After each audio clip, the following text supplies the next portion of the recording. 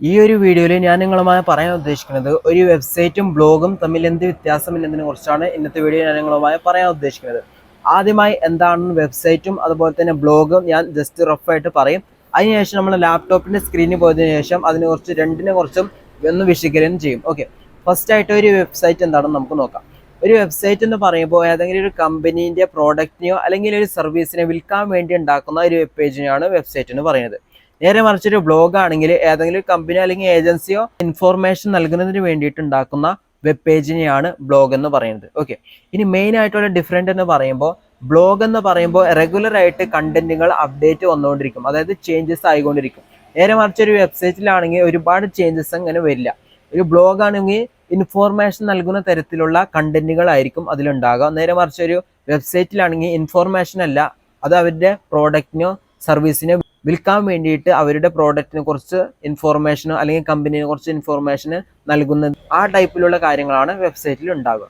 ഇനി മറ്റൊരു പ്രധാനപ്പെട്ട കാര്യം എന്ന് പറയുന്നത് ഒരു വെബ്സൈറ്റിൽ ഒരിക്കലും പരസ്യങ്ങൾ കാണൂല, നേരെ മറിച്ച് ഒരു ബ്ലോഗിലാണെങ്കിൽ പരസ്യങ്ങൾ കാണുന്നതായിരിക്കും. ചുരുക്കം പറഞ്ഞു കഴിഞ്ഞാൽ ഒരു വെബ്സൈറ്റ് എന്ന് പറയുമ്പോൾ ഒരു ഫോർമല് ഒരു കമ്പനീനെ കുറിച്ച് മനസ്സിലാക്കുന്നതിന് വേണ്ടി അതുപോലെ തന്നെ ഒരു കമ്പനീൻ്റെ സാധനങ്ങൾ വിൽക്കുന്നതിന് വേണ്ടി ഉണ്ടാക്കുന്നതിനാണ് വെബ്സൈറ്റ് എന്ന് പറയുന്നത്. നേരെ മറിച്ചൊരു ബ്ലോഗ് ആണെങ്കിൽ അറിവുകൾ നൽകുന്നതിന് വേണ്ടി ഉണ്ടാക്കും. അതിനുശേഷം അതിന്റെ മെയിൻ സ്രോതസ് എന്ന് പറയുമ്പോൾ വരുമാന സ്രോതസ് എന്ന് പറഞ്ഞു കഴിഞ്ഞാൽ പരസ്യങ്ങൾ മുഖേനയാണ് ഉണ്ടാകുന്നത്. നേരെ മറിച്ചൊരു വെബ്സൈറ്റ് എന്ന് പറയുമ്പോൾ അവരുടെ പ്രോഡക്റ്റിന്റെ സെല്ല് അല്ലെങ്കിൽ പിന്നെ അവരുടെ സർവീസിന്റെ സെല്ല് മുഖേന ഉണ്ടാക്കുന്ന വരുമാനമാണ് അവരുടെ പ്രധാന സ്രോതസ്. ഇവിടെ നമുക്ക് പെട്ടെന്ന് മനസ്സിലാക്കുന്നതിന് വേണ്ടി ഞാൻ ഇവിടെ ജോയ് ആലുക്കാസിന്റെ ഒരു വെബ്സൈറ്റ് ഓപ്പൺ ആക്കി വെച്ചേക്കാണ്. ജോയ് ആലുക്കാസ്. ഓക്കെ, ഈ വെബ്സൈറ്റിൽ എന്ന് പറയുന്നത് ഇതിലെ പ്രോഡക്റ്റ് വിൽക്കുക മാത്രമാണ് ഇതിൽ കാര്യമായിട്ടുള്ളത്. ഓക്കെ, ഇതിന് പറയുന്നതാണ് വെബ്സൈറ്റ് എന്ന് പറയുന്നത്. ഇതിൽ പ്രോഡക്റ്റ് മാത്രം സെല്ലിങ് മാത്രമേ ഉള്ളൂ. ജോയ് ആലുക്കാസിന്റെ വെബ്സൈറ്റ് പോയി കഴിഞ്ഞാൽ നമുക്ക് അതാണ് കാണാൻ പറ്റുക. ഓക്കെ, നേരെ മറിച്ച് ഇവിടെ നമുക്ക് പരസ്യങ്ങൾ കാണൂല, അതുപോലെ തന്നെ ഇവിടെ നമുക്ക് അറിവൊന്നും ലഭിക്കില്ല. അതായത് ഈ പ്രോഡക്റ്റിനെ കുറിച്ച് കാര്യങ്ങൾ മനസ്സിലാവുന്നല്ലാതെ നമുക്ക് ഇൻഫോർമേഷൻ കാര്യമായിട്ട് ലഭിക്കുന്നതല്ല. ഇവരുടെ പ്രോഡക്റ്റ് വിൽക്കുക എന്നത് മാത്രമാണ്.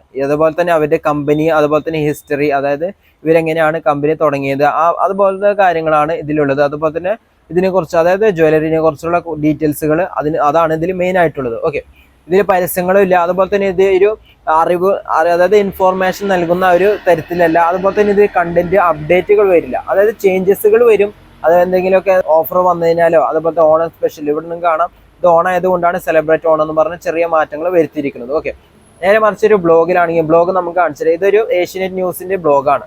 ഇവിടെ നമ്മൾ പോയതിനു ശേഷം നമുക്ക് ഇവിടെ കാണാൻ പറ്റും ഒരുപാട് കാറ്റഗറി ഉണ്ടാവും. ഇന്ന് കണ്ട വാർത്തയല്ല നാളെ ഉണ്ടാവുക. ഓക്കെ, അതിന് ചേഞ്ചസുകൾ വന്നുകൊണ്ടിരിക്കും, ഡെയിലി റെഗുലർ ആയിട്ട് ചേഞ്ചസുകൾ വന്നുകൊണ്ടിരിക്കും. ഓക്കെ, ഇതാണ് പ്രത്യേകത എന്ന് പറയുന്നത്. നേരെ മറിച്ച് ഇവിടെ നമുക്ക് താഴെ ഒന്ന് ഇറങ്ങിപ്പോയി കഴിഞ്ഞാൽ, അതായത് ഇറങ്ങിപ്പോകാന്ന് വെച്ചാൽ താഴേക്കൊന്ന് കൊണ്ടുവന്ന് സ്ക്രോൾ ചെയ്ത് കഴിഞ്ഞാൽ ഇവിടെ നമുക്ക് കാണാം ഇവിടെ ഫുള്ള് പരസ്യമാണ്. ഇത് പരസ്യമാണ്, ഇത് പരസ്യമാണ്, ഇത് പരസ്യമാണ്. പരസ്യമാണെന്ന് വെച്ചാൽ വെറുതെ പറയണതല്ല, ഇവിടെ നിങ്ങൾക്ക് കാണാം സ്പോൺസറിന് എഴുതിയിരിക്കുന്നത്. ഓക്കെ, ഇത് പരസ്യമാണ്, പരസ്യമാണ്, പരസ്യമാണ്. ഓക്കെ,